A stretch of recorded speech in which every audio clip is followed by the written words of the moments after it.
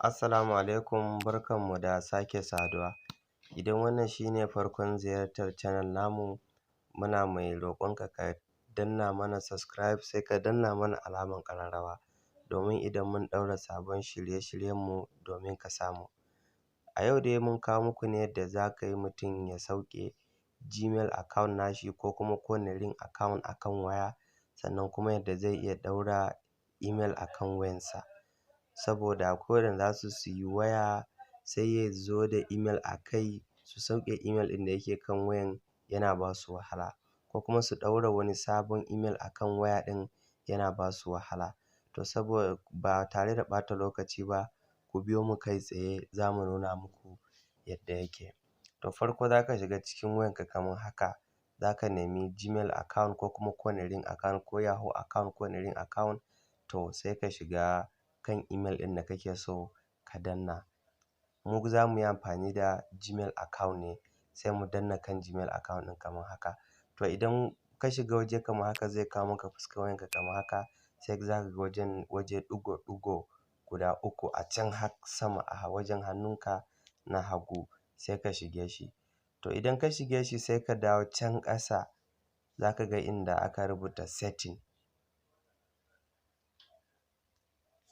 nan kenan, sai ka shiga. To idan ka shiga ka ga ya kawo mana email akan wayanmu, muna da email ya kai guda 6. To wannan email ɗin ƙarshen shi muke so mu cire, mai D ɗin nan. Wannan email ɗin ƙarshen shi muke so mu cire, sai mu taɓa kan shi. To idan muka taɓa kan shi zai kawo mu waje kamar haka, sai mu je daga can sama wajen za mu ga ɗigo-ɗigo guda uku, sai mu shiga, sai mu danna kan inda aka rubuta manage account wannan kamar haka. To ka ga ya kawo mana duka email ɗin namu. Mu kuma dama wannan email muke so mu cire, muna so mu cire mai D ɗin nan, shine na biyu kenan. Wannan shi muke so mu cire akan wayan, sai mu danna shi kamar haka.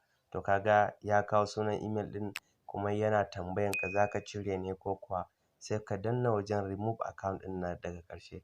Kana danna remove account daga ƙarshe zai kawo maka bayani na cewa kana so ka sauke wannan email ɗin akan wayanka ne, sai ka sake taɓa wajen remove ɗin nan. To wannan email ɗin ya sauka. Idan ka duba za ka ga babu shi akan wayanka. Ko da shi guda ɗaya ne, idan ka sauke ba wani email akan wayanka. To bari mu nuna muku yadda kuma za ku ɗaura email ɗin akan waya. To shi ma exactly yadda muka yi ɗin nan ne, kawai shi ma wajen can za ka je, sai ka je ka nemi inda email naka yake. Ga shi za mu shiga Gmail account. To idan ka shiga Gmail account, shi ma waje guda ukun can za ka taɓa kamar yadda muka yi na farkon nan, wajen ɗigo-ɗigo guda uku nan, sai ka taɓa wannan wajen.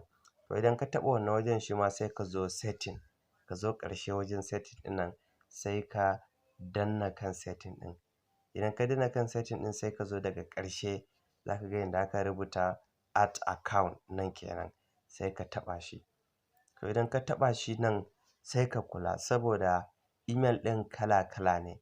Akwai Gmail account, akwai kuma Outlook, akwai Hotmail, akwai Live, akwai Yahoo. Email dai ga su kala-kala, sai ka duba wanne kalan email kake amfani da shi sai ka taɓa inda kake kalan email naka.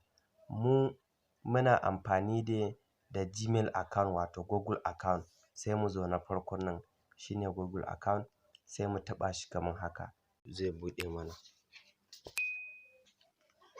To nan kana zuwa ka ga sai ka sa wanne email kake so ka ɗaura akan wayan naka. Mu kuma za mu ɗaura wannan, amma kar ka ce email ɗin da nake sawa shine za ka sa. A'a, kai ma email naka wanda kake so ka ɗaura akan wayanka shi ya kamata ka sa.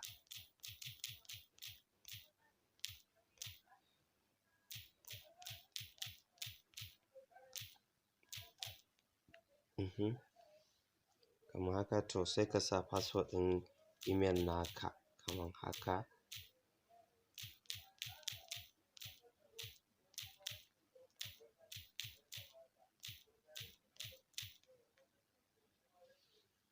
Yawwa, to kaga sai ka taɓa wajen I agree. Kana danna I agree, sai ka ɗan bashi lokaci kaɗan. To ka gani, alhamdulillah, mai D ya sake hawa. Idan ka ji daɗin wannan bidiyon namu, muna mai roƙonka ka danna mana alaman like. Mun gode.